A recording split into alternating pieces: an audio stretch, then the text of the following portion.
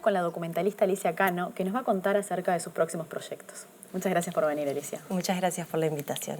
Alicia, para empezar, contame cómo fue que llegaste al cine. Bueno, al cine llegué accidentalmente casi. Yo estudié comunicación, después fui a estudiar una maestría en Italia, pero era en audiovisuales, como en general. Y ahí en la maestría tuve que hacer algunos ejercicios que recuerdo un docente que era cineasta, Saverio Costanzo, que nos mandó a hacer un ejercicio de observación y yo vivía en una casa que era como un conventillo y decidí hacer sobre la vida cotidiana de la casa y sentí haciendo ese ejercicio que algo en mí se vibraba especialmente y me apasioné y me obsesioné filmando desde todos los pisos y las ventanas y todo lo que sucedía. Y bueno, y ese fue como mi primer ejercicio. Y después, en realidad, fue con el Bellavista. Sabía esa historia, volví a Uruguay a vivir en el 2010, habían nacido los fondos del ICAU, la ley de cine, ¿no? En el medio, porque yo ahí viví 4 años en Italia antes y trabajaba para la televisión italiana haciendo series. Claro. Entonces, más bien mi comienzo fue en televisión, haciendo series como documentalista ya, ¿no? Y entonces ahí decidí presentarme al ICAU con el proyecto del Bellavista y fue el Bellavista que me enseñó, fue como mi primer gran ejercicio cinematográfico. Una historia que te encontraste a partir de una nota en un diario. En un diario, sí. ¿Y qué hiciste? ¿Visitaste? ¿Fuiste a preguntar? ¿Tanteaste antes el terreno a ver si era posible hacer un documental? Claro, ahí fui a Durazno a ver si esa noticia era cierto o qué tanto había de cierto en esa noticia. Y bueno, y ahí me enteré de toda la historia, que había sido primero un club de fútbol, que después había sido un prostíbulo de trans y que los vecinos lo habían cerrado para abrir una iglesia católica en el mismo lugar. Y entonces ahí sentí, yo soy de Salto, y sentí que estas 3 grandes instituciones son las que componen nuestra sociedad en el interior, o componían, capaz que lo cambió en todos estos años. Y fue como a partir de ese vector, de esa idea, que desarrollé la película. Llamó mucho la atención el tratamiento que le diste a los personajes, al interpretarse ellos a sí mismos. ¿Cómo se te ocurrió? Bueno, eso fue justamente, lo primero que hice fue, antes de filmar la película, yo estuve un año entero investigando. Entonces iba y entrevistas en profundidad y conversaciones, y ahí en realidad me empecé a dar cuenta que ellos se vinculaban mucho más desde la acción que desde la palabra, se sentían mucho más cómodos. Y entonces fue que les propuse, bueno, como además tenía el problema de que cuando yo llegué a la historia del Bellavista ya era una iglesia y todo lo demás no existía, fue, bueno, ¿por qué no me mostrás cómo fue, no? Entonces fue como un ejercicio de memoria y de puesta en escena a la vez.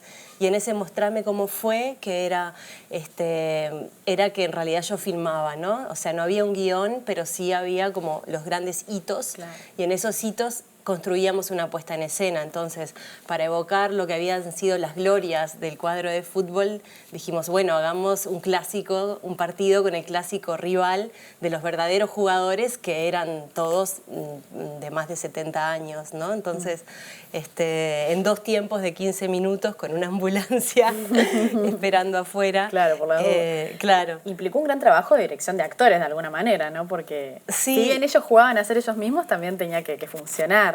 Claro, pero la verdad que eran muy buenos actores, o sea, todos eran muy personajes.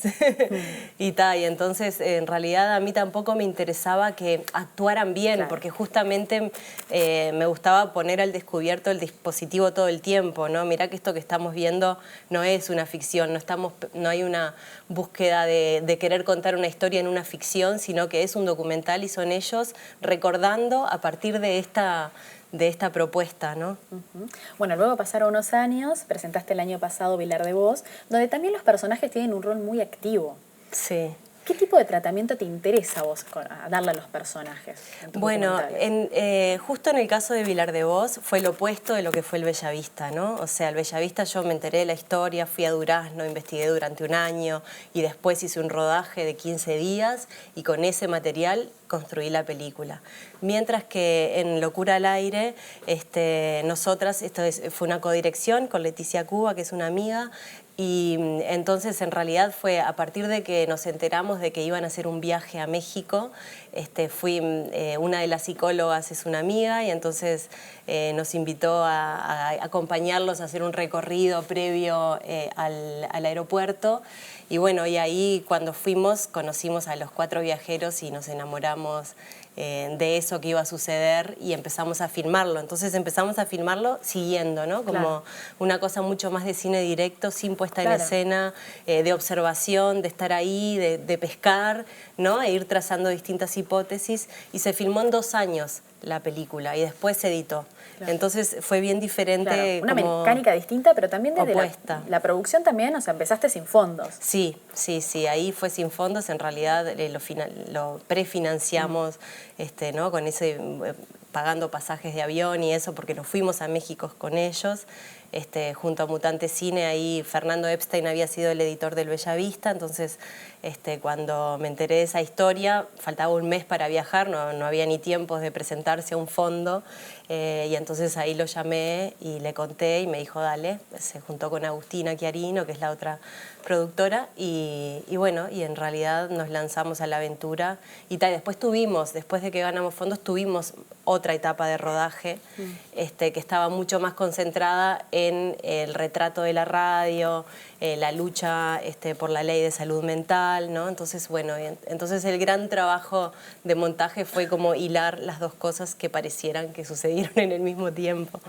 ¿no? Entre documentalistas cada vez es más común la reflexión del rol ético, ¿no? De llevar una cámara a la intimidad de una persona que no suele ser pública. Después en el montaje generar un relato de esa persona que ella no ve hasta que llega hasta que la ve en la pantalla, ¿no? Junto con el resto de los espectadores. ¿A vos te preocupa este costado ético de cómo tratás a los personajes? Más que preocuparme, por supuesto que cada vez que estás contando una historia son preguntas que te haces, ¿no? Por ejemplo, en el caso de Vilar de Vos, ¿no? Adentro de un manicomio, bueno, ¿cómo va a ser el abordaje? ¿Cómo vamos a filmar? ¿Cómo vas a filmar a la otra persona, ¿no? Ahí a mí me gusta mucho un francés que se llama Jean-Louis Comolli, que habla del concepto de la autopuesta en escena, que dice que cuando filmamos una película, un documental, en realidad la autopuesta en escena en tu personaje es eso que la persona quiere dar de sí o mostrar de sí, y eso que la persona muestra a pesar de sí, ¿no? Y entonces justamente la mirada ética es como tú, como directora, ¿no? Observás eso, entendés esa tensión y qué es lo que haces con eso, ¿no? Entonces, para mí es como siempre eso, entender qué es lo que están queriendo dar, qué es lo que me están queriendo contar, qué es lo que están mostrando, ¿no? Esa contradicción a pesar de sí mismos y cómo yo me vinculo con eso. Está muy bueno. ¿Qué tipo de relación mantenés con los personajes una vez que se estrena la película? Bueno, yo creo que ahí también venías de la pregunta de la ética y creo que hay un momento, hay una transición en la que también se relaciona, porque cuando filmamos una película, cuando haces un documental, estás muy, muy en contacto, al menos yo estoy muy en contacto con los personajes, ¿no? Se genera un vínculo muy intenso, de mucho intercambio, que de golpe, cuando se termina de filmar, yo vivo durante los meses de montaje mi proceso de duelo o de separación, ¿no? O sea, lo habito al personaje durante todos esos meses, sueño con eso, sueño con la historia, pero el personaje se quedó en el rodaje y se quedó, ¿no? Entonces, como del otro lado hay como una búsqueda de que ese vínculo se mantenga y se mantenga a veces de esa manera o no. Entonces, bueno, también el ir viviendo los pasos hacia el estreno, ¿no? Compartir el estreno y después la separación, es algo que intento cuidar, ¿no? Como cuidar mucho, sobre todo el periodo del estreno, que implican como mucha exhibición, ¿no? Que también vienen, hacen prensa, hacen... Está bueno que en los últimos años se le da mucho más lugar a los personajes de documentales, en ese sentido. Sí, bueno, y por ejemplo, en el caso de Locura al Aire, además es una película que la hicimos con un sentido, con ese sentido, ¿no? Que que quizás lo más importante era que llegara una voz y una búsqueda y un reclamo que tiene la radio histórica, ¿no? Entonces ahí especialmente también fue una película donde intentamos siempre a la prensa ir una de las directoras con uno de los protagonistas, ¿no? Y bueno, y después en realidad de si el vínculo se continúa o no, depende de qué vínculo se establezca, ¿no? O sea, por ejemplo, con el Bellavista yo continúo en contacto con Fabiana, que es una, ¿no?, de las mujeres trans, especialmente con ella, y bueno, y con Locura al Aire, por supuesto que la radio 2x3 caigo, ¿no? Sí. Muy bien. Bueno, vamos a ver un adelanto de Bosco y ya me contás de qué se trata esta nueva película. Dale, buenísimo.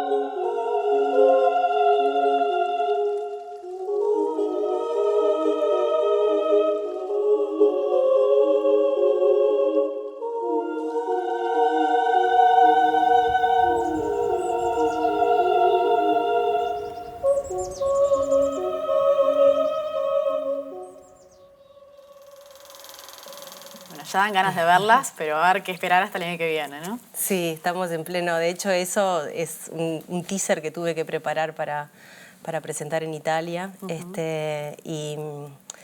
Pero sí, estamos en edición, digamos. Estamos yendo desde un primero hacia un segundo corte. Así que es un momento así de muchas películas posibles. Bien. 13 años filmando. O sea, empezaste a filmarla sin saber que iba a ser una película. Sí, empecé a filmarla más por impulso. Hace 13 años empecé a filmar por un lado a mi abuelo en Salto, hablando de este lugar que nunca fue, pero que conoce como la palma de su mano, que es Bosco, En Italia. en Italia. Y por otro lado, cuando me fui a vivir a Italia, cuando me fui a estudiar, lo primero que hice fue ir a conocer este lugar de las fábulas de mi infancia, ¿no? ¿Con qué te encontraste? Y con lo que me encontré no fue con ese pueblo poblado, sino que en realidad cuando fui hace 13 años vivían 29 personas, hoy quedan 13.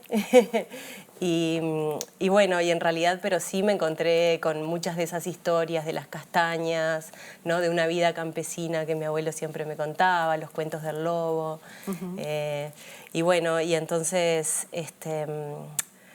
ahí fue que empecé a filmar y después en realidad en cada viaje que iba a Italia, yo filmo mucho en general, ¿no? Como a mi entorno, a las cosas, o filmo, saco fotos y entonces era natural. ¿Y por qué esa necesidad de filmar tanto? ¿Por qué crees que lo haces? No sé, bueno, de hecho esta película decidí hacerla el año pasado. O sea, después de 12 años yendo y filmando tanto el lugar como mi abuelo en Salto y la transformación del espacio, ¿no? Bosco es un pueblito que hoy quedan 13 personas que queda en el vientre de la montaña y que se lo está comiendo el bosque, ¿no? Entonces, en realidad, y por otro lado está mi abuelo que hoy tiene 102 años y que bueno, y que cada día su vida es un milagro, ¿no? ¿Y tu abuelo que había perdido la vista después la recuperó? Sí, y que en realidad empezó a quedar ciego y en la medida que empezaron, cuando tenía 100 años, empezó a tener visiones viéndose a él mismo en el bosque y de cosas que, me decía, veo paisajes que no sé si existen, ¿no? Como de esos paisajes que empezaron a habitarlo y que bueno, entonces ahí yo sentí que era el momento de hacer esta película, que si bien ya había empezado hacía claro. 11 años, fue en el 2016 en realidad. Quise ir y me fui a vivir 4 meses al Bosco para entender adentro de mí si realmente era una búsqueda más personal, con cosas que tienen que ver como eso, con búsquedas personales de la casa, ¿no? Como, o si era una película que yo realmente quería hacer. Y ahí viviendo el paso de las estaciones, entendí que sí, que había una película y que bueno, que inicialmente quizás tenía que ver más con esto, con el sentido de la casa, ¿no? En el término amplio, y que después, bueno, a la medida que se fue desarrollando, que fue creciendo, que la fui escribiendo, ¿no? Que la seguí filmando, que fui con un equipo a filmar, como que un poco en realidad ahora trata más sobre qué es lo que queda ante eso que desaparece, ¿no? Claro, o sea, porque filmar ausencias, paso del sí, tiempo. Hay sí, personajes que ya no deben estar sí, en esos 10 años, 12 de hecho, años. sí, la vida, la muerte, ¿no? O sea, y sí, hay personajes que hoy están en el cementerio y que están de golpe, haces un flashback y los encontrás en la casa tomándose un vino, Claro. ¿no? Y qué difícil para vos decir, bueno, hasta acá filmo, porque puede pasar algo que... Exacto, todo el tiempo. Bueno, de hecho había terminado el rodaje y mi abuelo, que se estaba quedando ciego, se operó de las cataratas y filmé la operación, ¿no? Hace un mes en realidad y ya en pleno proceso de edición, ¿no? Pero eso tiene que ver como con sus visiones, con el ver, no ver, con la imaginación como forma de conocimiento.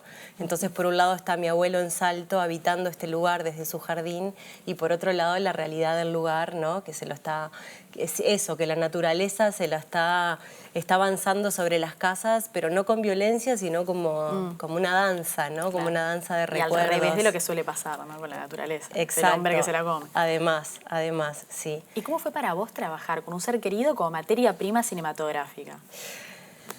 Ay, qué buena pregunta. Está siendo, ¿no? Yo estoy también muy adentro de ese proceso todavía. Estoy editando, estoy viendo y bueno, y en ese sentido a mí, yo nunca hice películas en primera persona, ni... no me salen, ¿no? Siempre muy vinculada a búsquedas personales, pero nunca de forma explícita. Pero acá se trata justamente de un señor que es mi abuelo y de un pueblo que es el pueblo del cual hay una parte de mí, ¿no? Que es el origen. Y bueno, y está haciendo un proceso re lindo, en realidad, porque hay como un acuerdo, hay una búsqueda y ahí sí lo que hice fue reunirme como con un equipo de personas que también son amigas, para que me ayuden también a tomar esa distancia, ¿no? Claro. Entonces ahí con el abuelo filmé con Andrés Boero, que es fotógrafo, y Rafa Álvarez, el sonidista. Y después en realidad en el guión también en un momento como en el proceso, como en consultoría de guión y en el proceso como de escribir la película me estuvo ayudando Inés Bortagaray. Entonces ellos me ayudan como a tomar distancia. Bien, pero no es el único proyecto que tenés entre manos. No, bueno, lo estoy terminando y estoy como empezando a desarrollar otro, sí. Estoy en la investigación de Pero uno contanos nuevo. de qué se trata, ¿qué puedes adelantar? Bueno, en realidad esta es una historia que es nuevísima, que hace un mes me enteré por Elena Fonseca, que es una histórica feminista uruguaya, que junto con otras mujeres de su edad, o sea, de más de 80, digamos más de 70 y largos, están construyendo un cohousing feminista, ¿no? Entonces, en realidad son una asociación que se formó la semana pasada, que se llama Mujeres con Historias, se pusieron ese nombre y en realidad consiguieron una casa a través de un programa que tiene la Intendencia de recuperación de viviendas abandonadas, una casa que perteneció a la familia Pacheco, de Pacheco Areco, y están desarrollando un proyecto que van a tener 18 apartamentos para vivir juntas, ¿no? 18 unidades, y va a ser como eso, como una vivienda compartida. Y bueno, y ahí en realidad, claro, me enteré de casualidad por Elenota porque me la crucé, claro. Estaba yendo a una reunión y le pedí si la podía acompañar, me dijo que sí y cuando fui me encontré con los otros ejemplares, mujeres maravillosas que han hecho la historia, ¿no? Pioneras en nuestro país en temas de salud, bueno, en todo, porque de vivienda, ¿no? La arquitecta, por ejemplo, una de las arquitectas fue como la primera que hizo una cooperativa de viviendas de mujeres en Ciudad Vieja. Hay otra que es, bueno, nada, las fundadoras de MISU, bueno, todas mujeres que han sido realmente muy importantes para la historia en Uruguay y para nuestros derechos como mujeres y que están hoy juntas con un proyecto de vivienda compartida y que tienen un sentido del humor delicioso, exquisito. ¿Qué tiene que pasar para que vos te des cuenta que ahí hay una película? Eso que tengo que sentir, es como una intuición que me dice que yo voy a disfrutar de hacer esta película de acá a 4 años, ¿no? Porque en realidad cuando empezás una película tenés que saber que la tenés que escribir, que tenés que sostener esos vínculos, que tenés que editar, que tenés que pasar, bueno, por un montón de, de cosas lindas y de las otras, y entonces tenés que sentir como, nada, me tengo que apasionar. Así, y me pasó. En todos estos casos ha sido así. Alicia, muchas gracias por venir. Bueno, muchas gracias a ti.